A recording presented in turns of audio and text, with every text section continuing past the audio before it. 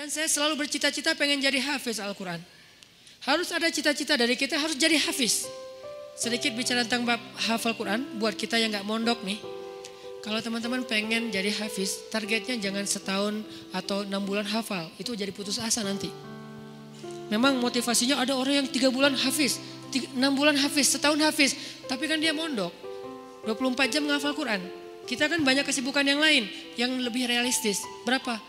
6 tahun hafiz. Gimana cara 6 tahun hafiz? Sekarang rata-rata usia kita berapa? Sebutlah rata-rata 20 tahun ya. Ada yang 22, ada yang 19, rata-rata 20 tahun. Ustadz segitu juga? Ya kurang lebih lah. Rata-rata 20 tahun. Berarti 26 tahun itu cepat banget. Ya udah deh, jangan terlalu 6 tahun, 10 tahun.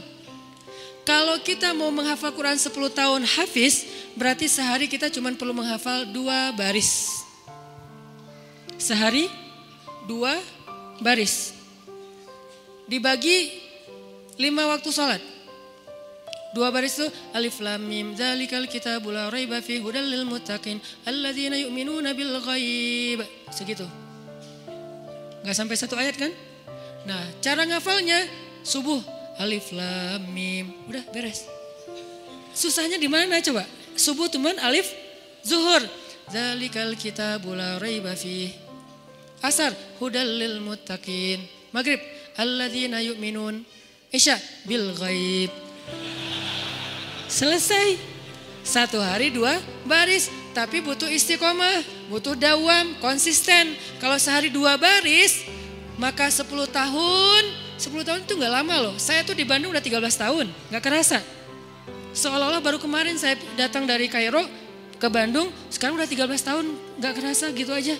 Tiba-tiba udah 13 tahun, berarti kalau saya ngafal sehari 2 baris, sekarang udah 3 tahun yang lalu udah selesai tuh.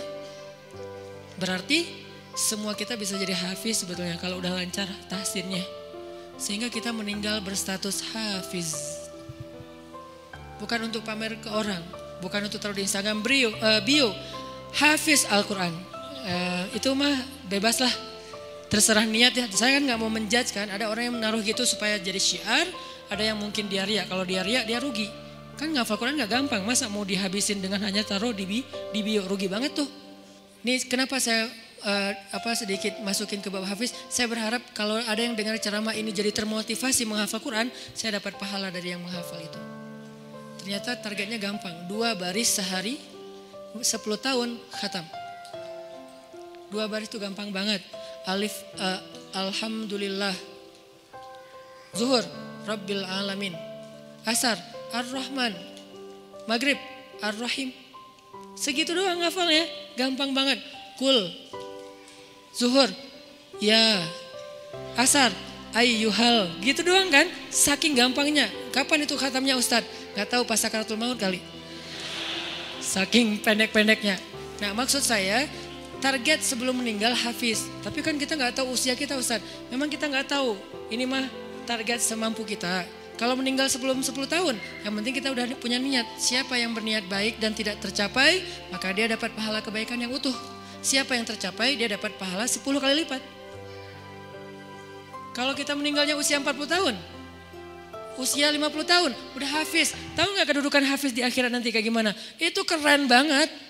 Harus cemburu kita sama orang yang hafiz tuh. 1, dijamin surga, kalau dia ikhlas, dijamin surga. Kita tuh bukan golongan sahabat. Saya kemarin pas datang ke kuburan Uhud ya, namanya Jannatu Uhud, surga Uhud. Kenapa? Karena di situ dimakamin 10.000 ahli surga. Pas saya datang ke kuburan Uhud, saya ngerasa duduk aja lama di situ ya, mikir beruntung banget ya mereka. Semua dijamin surga. Duduk di kuburan Uhud itu nggak ada serem-seremnya. Benar-benar namanya surga Uhud. Karena kayak kita duduk di atas taman surga. Kan datang ke kuburan tuh ada agak-agak serem gimana gitu kan.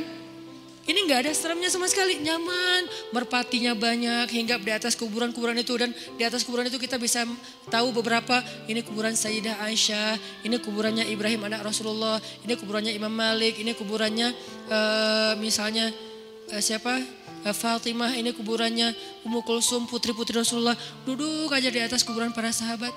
Beruntung banget ya mereka dijamin surga. Kita nggak dapat kesempatan itu karena nggak sezaman dengan Nabi. Tapi kita punya kesempatan lain. Gimana? Hafiz Al-Quran, dijamin surganya. Dengan syarat ikhlas dan tidak berbuat dosa besar. Dijamin surga. 1. Kedua, bisa bawa 10 orang selain mantan ke surga.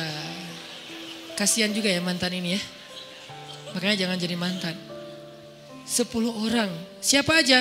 Ayah, ibu, udah pasti tuh. Makanya saya pengen menghafal Quran biar kalau saya khatam, saya ngerasa di dunia tuh belum sempat berbakti sama ibu dan ayah saya. Keburu meninggal pas tsunami. Nanti saya pengen berbaktinya di akhirat. Berbakti di akhirat, hafal Quran. Sehingga nanti di akhirat saya berharap berhusnuzon ke Allah, bukan sok pede ya.